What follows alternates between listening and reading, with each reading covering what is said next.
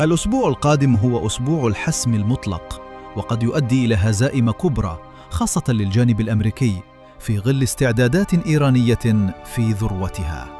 إيران طردت جميع الوسطاء بشكل قاطع ودون تردد، حتى رئيس وزراء العراق السيد علي الزيدي الذي طار من واشنطن إلى بغداد ومنها فوراً إلى طهران حاملاً مقترحاً أمريكياً لوقف إطلاق النار، كان مصيره الرفض. قدموا له القهوة والشاي وربما الكيك، ثم قالوا له بحسم: خذ هذه المقترحات والوساطة الأمريكية والطلب الأمريكي لوقف إطلاق النار، والله معك. الرسالة الإيرانية واضحة ومدوية: نحن هنا في أرضنا ولا نخاف أي اعتداء أمريكي، ونحن جاهزون تماماً لهذا العدوان.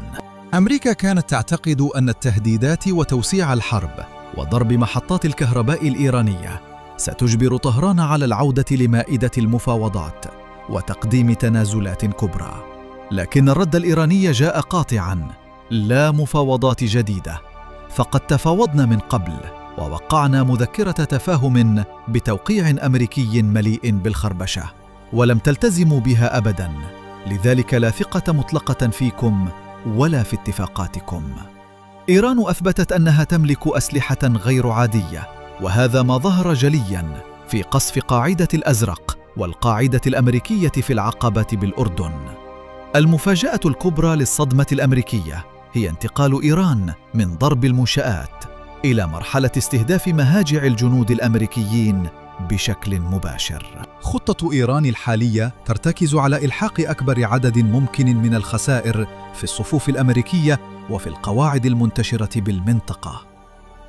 إرث التوابيت هو العنوان الخطير القادم، فهو الإرث الذي سيطيح بالرئيس الأمريكي ترامب ويذل المؤسسة العسكرية الأمريكية التي تشن هذا العدوان.